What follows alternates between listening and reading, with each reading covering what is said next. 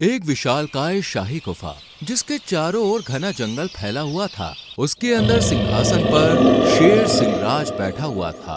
पास में उसकी खास सलाहकार एक काली चिड़िया ब्लैक बर्ड भी मौजूद थी। जंगल के कई जानवर दरबार में खड़े थे, लेकिन सभी डरे हुए लग रहे थे। तभी रानू चिड़िया और मीनू मौसी आगे बढ़ते हुए बोली, महाराज, जंगल के सभी प्राणी आपके शासन से खुश नहीं हैं। आप कभी उनकी परेशानियों को नहीं सुनते। एक राजा को अपनी प्रजा की देखभाल करनी चाहिए। क्या बक रही हो तुम दोनों? मैं जंगल का राजा हूँ। मेरी मर्जी के बिना यहाँ कोई फैसला नहीं होता है। रानू चिड़िया और मीनू मौसी एक दूसरे की ओर देखने लगी। मीनू मौसी ने हिम्मत जुटाकर बोलना चाहा, लेकिन तभी ब्लैक बर्ड बीच में बोल पड़ी। महाराज, ये छोटी चिड़िया आपको भड़काने की कोशिश कर रही है। जंगल में सब कुछ ठीक चल रहा है। आपको इनकी बातों पर ध्यान देने की जरूरत नहीं। शेर की आंखों में घमंड छलक रहा था। हाँ, ठीक कह रही हो ब्लैक बर्ड। जंगल में सब कुछ मेरे हिसाब से ही चलेगा। इतना बोलकर शेर ने गुस्से में पंजा उठाया और दरबार की जमीन पर जोर से पटक दिया। डर के मारे कुछ पक्षी उड़ गए, जबकि अन्य जानवर सहम कर पीछे हट गए। रानू और मीनू को समझ आ गया कि इस समय शेर को समझाना बेकार था। वे चुपचाप दरबार से बाहर निकल गई। कुछ दिनों के बाद जंगल का माहौल बदल गया। हरे भरे पेड़ों की जगह सूखी टहनियां दिख रही थीं। तालाबों का पानी लगभग खत्म हो चुका था। कई जानवर भूख और प्यास से कमजोर दिख रहे थे। दूर एक हिरन बेसुध होकर गिर पड़ा था और कुछ पक्षी व्याकुल होकर इधर उधर उड़ रहे थे। रानू चिड़िया और मीनू मौसी एक सूखी टहनी पर बैठी थीं। वे चिंतित नजर आ रही थीं। रानू, ये सूखा तो बहुत ही खतरनाक है। अगर जल्दी कुछ नहीं किया गया तो जंगल के जानवर ऐसे ही मरते जाएंगे। हाँ, हमें अब कुछ करना ही होगा। अगर राजा अपनी प्रजा की चिंता नहीं कर रहा तो हमें खुद ही हल निकालना होगा। मुझे लगता है कि हमें जंगल के प्राणियों के साथ मिलकर इस समस्या से बचने का समाधान खोजना चाहिए। तुम बिल्कुल सही कह रही हो मीनू मौसी। चलो जंगल के प्राणियों और पक्षियों को एक स्थान पर एकत्रित करते हैं। हम सबको मिलजुल कर ही इस समस्या का समाधान करना होगा। इतना कहकर वो दोनों उड़ गईं। कुछ देर के बाद जंगल के छिपे हुए कोने में, जहाँ बड़े बड़े पेड़ झुके हुए थे, बीच में कुछ बड़े पत्थर रखे थे। वहाँ पर हाथी दादा, भालू, कबूतर, चील और चीता वहाँ उपस्थित थे। सबकी आंखों में चिंता झलक रही थी। रानू और मीनू एक टहनी पर बैठ गईं। हम सब इस जंगल में रहते हैं, लेकिन अगर पानी नहीं रहा तो हम जिंदा नहीं रह पाएंगे। हमें कुछ करना होगा। सही कहा दादा। राजा को तो हमारी कोई फिक्र ही नहीं है। मैं तेज दौड़ सकता हूँ। मैं दूर दूर तक जाकर देख सकता हूँ कि कहीं पानी का कोई स्रोत बचा है या नहीं। अगर कोई पुराना जल स्रोत है तो हमें उसकी जानकारी निकालनी होगी। रानू सब जानवरों की आंखों में उम्मीद की चमक देखकर मुस्कुराने लगी। लेकिन एक पेड़ के पीछे से दो चमकती आंखें झांक रही थीं। ये ब्लैक बर्ड थी, जो चुपचाप सब सुन रही थी। इधर शेर का महल जो अब वीरान लगने लगा था। चारों ओर सूखे पत्ते बिखरे हुए थे।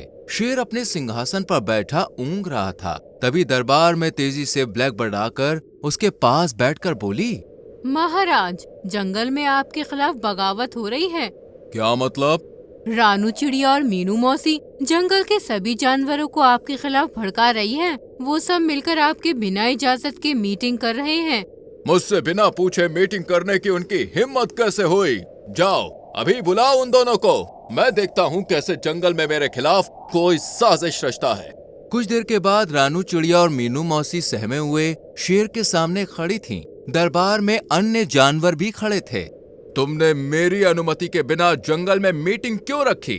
महाराज, हम जंगल की भलाई के लिए कर रहे थे। सूखा पड़ रहा है, तालाब सूख रहे हैं और जानवर प्यास से तड़प रहे हैं। हमें कोई समाधान निकालना होगा। तुम दोनों खुद को बहुत होशियार समझती हो, लेकिन इस जंगल का राजा मैं हूँ। तुम्हें मेरी इजाजत के बिना कोई फैसला लेने का हक नहीं है। तुमने जिन जानवरों के साथ मीटिंग की, उन्हें लेकर जंगल से दफा हो जाओ। आइंदा यहाँ मत आना। महाराज, हमें एकता में शक्ति का महत्व समझना चाहिए। हम सब मिलकर इस संकट का हल निकाल सकते हैं। बस बहुत हो गया, अब जाओ यहाँ से। रानू और मीनू दुखी मन से दरबार से बाहर निकल गईं। कुछ देर के बाद रानू चिड़िया, मीनू मौसी और कुछ जानवर जंगल के कोने में इकट्ठा थे। उनके चेहरे पर चिंता थी। कबूतर ने गहरी सोच में डूबे हुए आसमान की ओर देखकर बोला, मुझे याद है, बहुत साल पहले जंगल के एक पुराने हिस्से में झरना था जो कभी नहीं सूखता था। शायद हमें वहाँ जाना चाहिए। अगर ऐसा है तो हमें देर नहीं करनी चाहिए। हमें तुरंत ही वहाँ पे जाना चाहिए। सभी जानवरों ने एक दूसरे की ओर देखकर और सहमति में सर हिलाते हुए झरने की खोज में निकल पड़े। जंगल का रास्ता मुश्किल था। चारों ओर सूखे पेड़ थे। तेज धूप से सभी परेशान थे, लेकिन फिर भी वे आगे बढ़ते रहे। अचानक झाड़ियों से दो भेड़िया निकलकर सामने आ गए। उनकी आंखों में भूख और क्रूरता थी। जानवर घबरा गए। हमें इनसे निपटना होगा, नहीं तो हम आगे नहीं बढ़ पाएंगे। तुम्हें यहाँ से जाना होगा, वरना अच्छा नहीं होगा। भेड़िए कुछ देर गुर्राए, लेकिन इतने जानवरों को देखकर वो वहां से भाग गए। सफर जारी रहा। गर्मी बढ़ती जा रही थी। प्यास से जानवरों के होंठ सूखने लगे, लेकिन सभी हौसले के साथ आगे बढ़ते रहे। कई घंटों की मेहनत के बाद घने जंगल के बीच से पानी की आवाज सुनाई दी। रानू चिड़िया चहकते हुए खुशी से बोली, हम पहुंच गए, ये रहा झरना। सभी जानवर खुशी से झरने की ओर दौड़ पड़े। झरना अब भी बह रहा था और उसके चारों ओर हरियाली थी। वहाँ की ठंडी हवा से सभी को राहत मिलने लगी। वो सभी पानी पीने लगे। उन सब ने जंगल के उसी हिस्से में बसने का फैसला कर लिया। देखा, जब हम सब एकजुट हुए तो हमें रास्ता मिल ही गया। इधर शेर का जंगल वीरान हो चुका था। सूखे पेड़, खाली तालाब और इधर उधर भटकते कुछ जानवर नजर आ रहे थे। शेर अपनी गुफा के बाहर बैठा था। उसकी हालत कमजोर हो चुकी थी। भूख और प्यास से उसकी चाल लड़खड़ा रही थी। क्या ये वही जंगल है जिस पर मैं राज करता था? यहाँ तो कुछ भी नहीं बचा। ब्लैकबर्ड एक डाल पर बैठी हुई थी। महाराज, धैर्य रखें, बारिश आएगी और सब कुछ पहले जैसा हो जाएगा। शेर ने उसकी ओर देखा, लेकिन इस बार उसकी आंखों में संदेह था। उसे एहसास हो रहा था कि उसने गलती की है। जंगल की वीरानी ने उसे तोड़ कर रख दिया था। आखिरकार उसने खुद ही अपने प्राणियों को खोजने का फैसला कर लिया। शेर कमजोर और थका हुआ भटकने लगा। उसके पैरों में अब ताकत नहीं थी, लेकिन वो हार मानने को तैयार नहीं था। अचानक उसे पानी के बहने की हल्की आवाज सुनाई थी। उसकी आंखों में चमक आई और वो उस ओर बढ़ने लगा। कुछ दूरी पर झरने के किनारे सभी जानवर बैठे थे। वो पहले से ज्यादा स्वस्थ और खुशहाल नजर आ रहे थे। अचानक उन्होंने झाड़ियों में हलचल सुनी। ये आवाज, कोई आ रहा है। सभी जानवर सतर्क हो गए। तभी झाड़ियों में से एक कमजोर और थका हुआ शेर बाहर निकल के आया। उसे देखकर सभी चौंक गए। महाराज, आप यहाँ? शेर की आंखों में अहंकार की जगह पश्चाताप था। लीजिए महाराज, पानी पीजिए। तुम लोग सही कह रही थी। एक राजा की शक्ति उसकी प्रजा होती है। जब प्रजा खुशहाल होगी तभी जंगल भी समृद्ध होगा। मुझे माफ कर दो। महाराज, आपकी गलती बहुत बड़ी थी, लेकिन अगर आप वास्तव में बदलना चाहते हैं तो हम आपको एक और मौका देंगे। तभी शेर की नजर पेड़ की डाल पर बैठी ब्लैकबर्ड पर पड़ी। उसके चेहरे पर एक कठोरता आ गई। इस जंगल में जितनी भी फूट और नफरत फैली, उसका कारण यही थी। इसे अब यहाँ रहने का अधिकार नहीं।